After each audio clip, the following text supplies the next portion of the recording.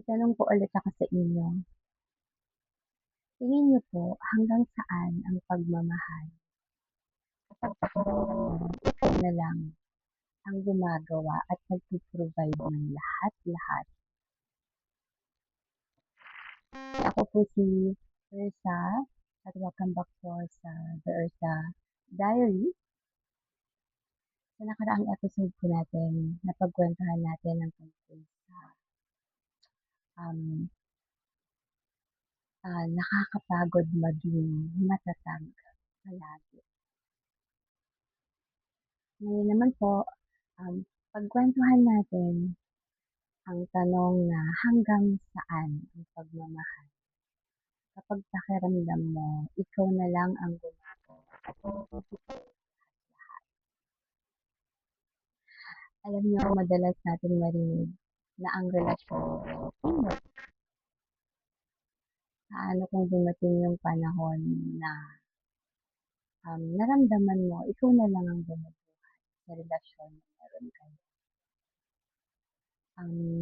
Hindi ito tungkol sa kung sino mas pagod, hindi rin ito tungkol sa kung sino mas mahalaga, sino mas maraming nagawa.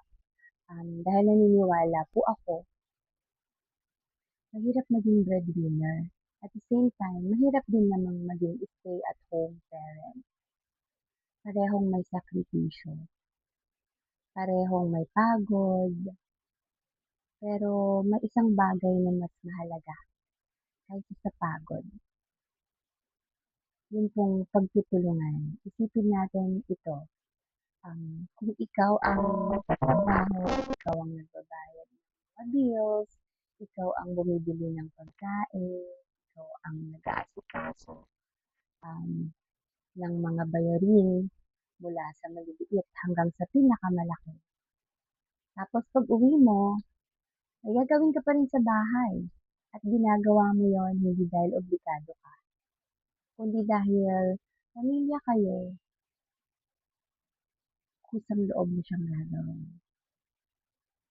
Pero paano kung habang tumatagal, pakiramdam mo, ikaw na lang ang nagbibigay. Ikaw na lang ang umiintindi. Ikaw na lang ang nagsasakripisyo. Anong gagawin mo pag sinabihan ka ng partner mo? Dapat sahuran mo siya sa mga pag-aasikaso niya sa bahay. Hanggang saan kaya yung kakayanin ng isang tao sa ganitong sitwasyon?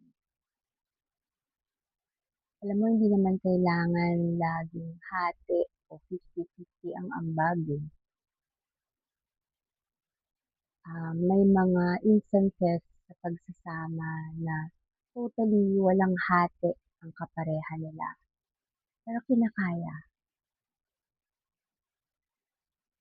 May panahon na mas malakas ang isa, mas mahina ang isa. Normal yun eh, bigayan. Pero ang normal kapag isa na lang yung laging nagbibigay at yung isa nasanay na lang ng tumanggap ng tumanggap ng tumanggap. Hindi lang kasi pera yung nauubos, pati lakas, oras, pangarap, minsan pati sarili natin. Kaya kung may partner ka, hindi mo kailangan maging perfecto. Hindi mo kailangan pantayan yung ginagawa. Pero sana iparamdam mo na hindi siya nag-iisa. Dahil yung totoong pagmamahal, hindi lang naman puro I love you, mahal kita, puro pangako, puro salita. Ang totoong pagmamahal, minsan nararamdaman mo pag sinabihan ka na, pahinga ka muna, ako na munang bahala. Minsan yun lang kailangan marinig ng partner mo para maging at peace ulit siya okey, pinapahalagahan pa niya ako. Minsan kailangan natin tandaan at isipin yung, pamilyang binuo natin. Isaalang-alang natin na kailangan hindi sila magutom, sa panahon paano kung biglaang mawalan ng trabaho, paano ang pamilyang binuo kung parehong walang trabaho ang haligi at ang ilaw ng tahanan. Alam niyo po kung meron akong isang sa almost 2 decades na relasyon ko, um, hindi nasusukat ang pagmamahal sa dami ng sinakripisyo. Para sa akin, yung willingness ninyong dalawa para buhatin ang isa't isa 'pag kinakailangan, napakaimportanteng bagay.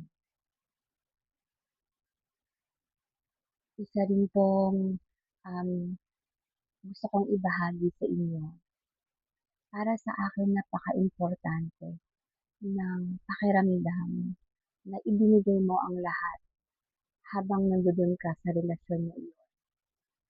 Para 'pag dumating yung panahon na maghiwalay kayo, wala kang pagsisisihan, walang mabigat sa puso.